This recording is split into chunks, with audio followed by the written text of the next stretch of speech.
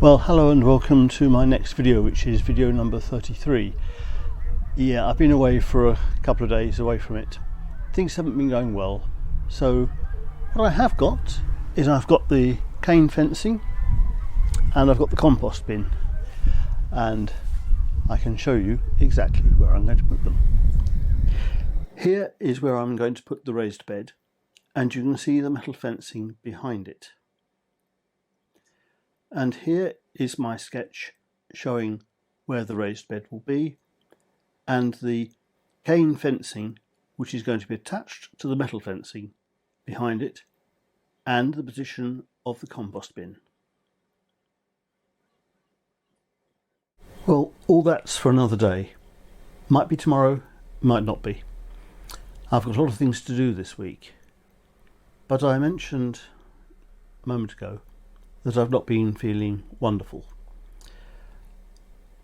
When you are claiming universal credit and you're self-employed, which I am, then at the end of every month, or to be more precise, on the first day of the next month, you have to present your income and expenditure figures. Now, putting them together can take a little while. As anyone who runs a business knows, you don't necessarily have all those figures to hand at the same time. And it took me, on the 1st of September, around about 3.5 to 4 hours to complete my figures and get them uploaded to the DWP website. I found that incredibly stressful. This is one of the side effects of long COVID, or perhaps I should say it's one of the symptoms of long COVID. On Friday, that's the 2nd, I went to Redditch and I had a CT scan. This is to confirm that the symptoms I'm suffering when it comes to memory, concentration and things like that are only down to long COVID. I won't know the results for a week and a half, roughly. But again, that was a long journey up to Redditch. My friend Alan was very kind and he drove me there and back again. But I found that stressful. Putting the two together meant that Saturday and Sunday I was wiped out, and I didn't have the energy to be able to do another video. So, unfortunately, that is one of the results of long COVID. I should be used to the idea because Hillary had ME, and it wasn't always the following day that she felt really tired. It may well be 2-3 days later, when she'd done something more than usual.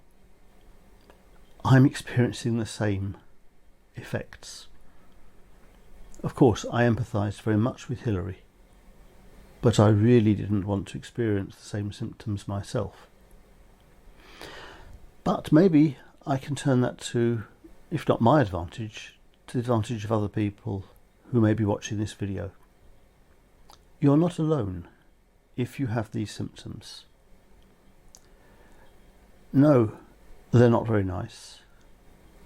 They're also sort of unpredictable because you really don't know what the limit is until you cross it, which isn't really very helpful. You will also have people saying, oh well, it's because you're getting older, you must expect these things. Excuse me, that's a load of rubbish.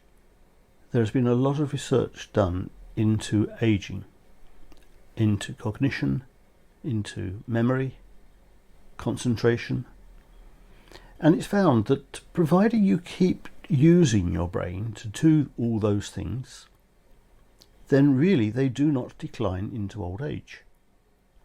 The best example is really people who are musicians, particularly singers, who are still constantly singing or playing the instruments.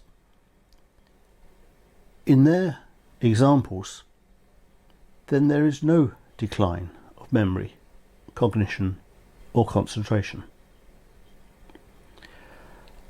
My own example of my mother is that essentially once she decided to move to Ledbury, she decided, well, that was it. Hannah and I went down to Melksham to help her make the move up here, and she simply sat on the settee and watched us. And when she moved to Ledbury, she didn't go out very often at all.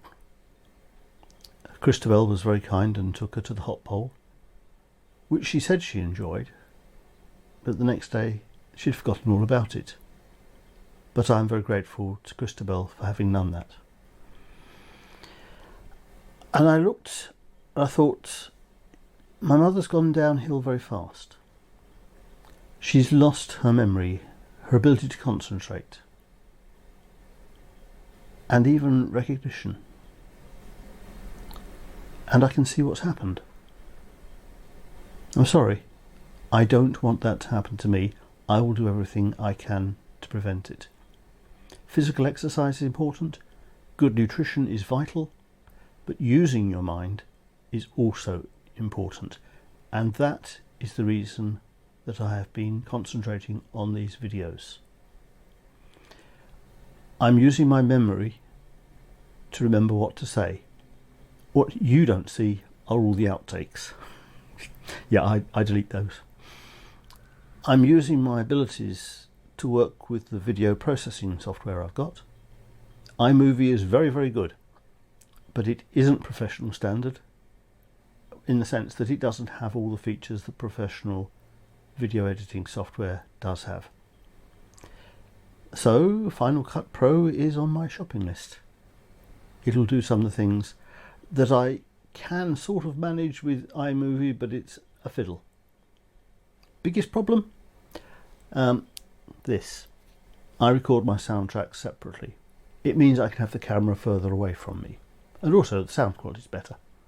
And if I'm outside, then the wind doesn't affect this microphone because it's got a muffler on it, or the other microphone I've got over there, but it does affect the microphones on the camera. So I get better sound if I do this.